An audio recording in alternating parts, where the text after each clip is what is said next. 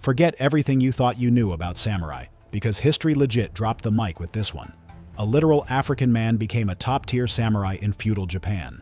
No cap. Yeah, you heard that right.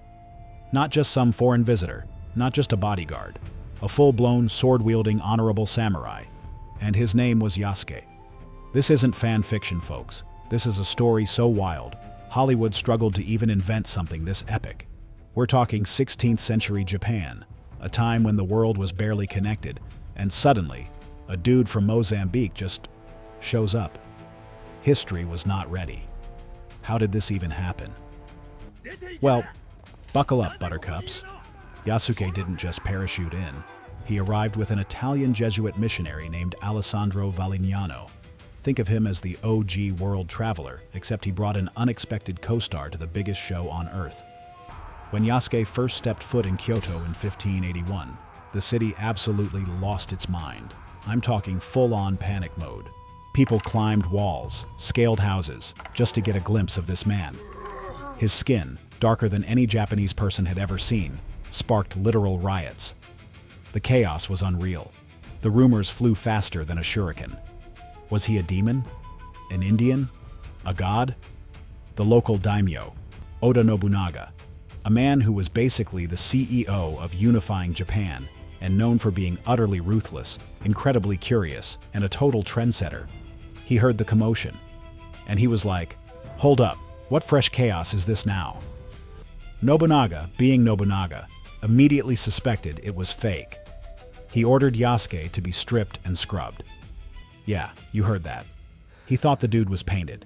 Can you imagine the awkward silence? But then, plot twist. Yasuke's skin was, his actual skin. Nobunaga was reportedly stunned. His mind was blown. This wasn't just a spectacle. This was something new. And Nobunaga was obsessed with new things. Guns? Yes. Exotic art? Double. Yes. An unbelievably tall, strong, intelligent African man who could speak some Japanese? Bro, sign me up.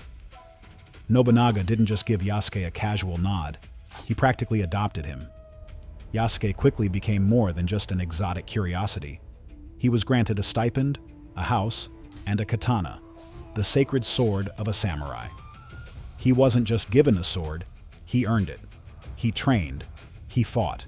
He probably even had to deal with the inevitable new guy hazing samurai style. He became a retainer, a trusted warrior, and even ate at Nobunaga's table. This was unheard of for a foreigner, especially one without noble lineage or prior connections. Yasuke wasn't just a token, he was a confidant. Nobunaga frequently praised Yasuke's strength and stature. The guy was reportedly 6 feet 2 inches, a giant for the era. Imagine that. This towering, powerful figure, standing alongside the most feared warlord in Japan, absolutely flexing on everyone. He wasn't just a novelty. He was an integral part of Nobunaga's inner circle, a living testament to Nobunaga's radical, ahead-of-its-time thinking.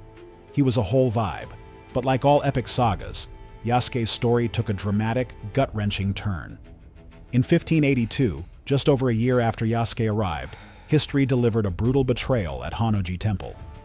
Nobunaga's own general, Akechi Mitsuhide, launched a surprise attack.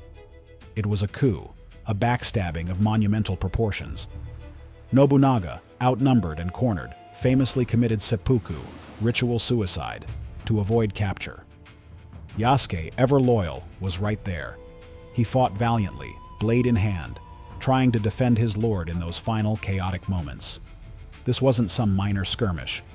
This was the fall of the man who was on the verge of uniting Japan, and Yasuke was in the thick of it. After Nobunaga's death, Yasuke reportedly offered his sword to Nobunaga's son. But it was too late. The temple was ablaze. The dream was shattered. Yasuke was eventually captured by Akechi's forces. Now, you'd think the general who just betrayed his lord would make an example of a foreign warrior, especially one so close to Nobunaga. But no, Akechi, for all his ruthlessness, deemed Yasuke not Japanese.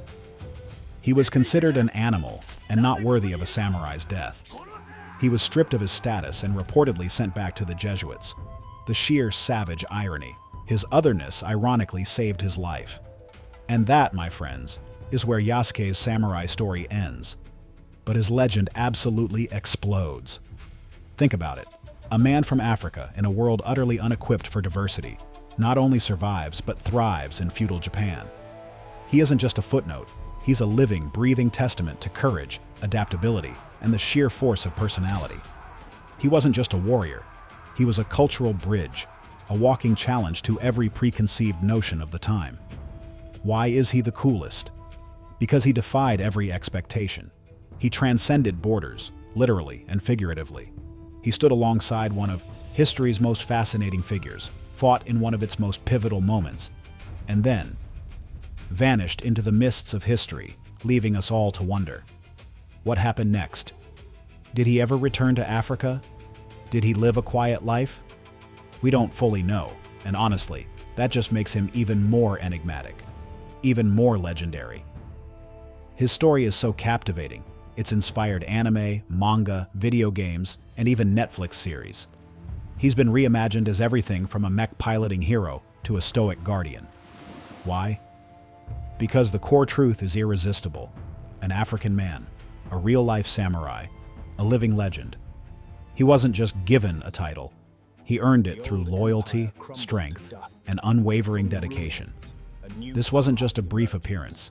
This was a moment in history where cultures collided, and a man from one side of the world became a hero on the other. So next time someone tries to tell you history is boring, or that certain roles are only for certain people, just drop Yasuke's name.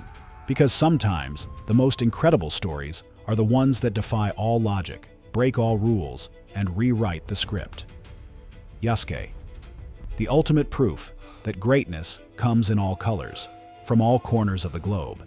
And yes, for real, this African legend became the coolest samurai in history, no cap.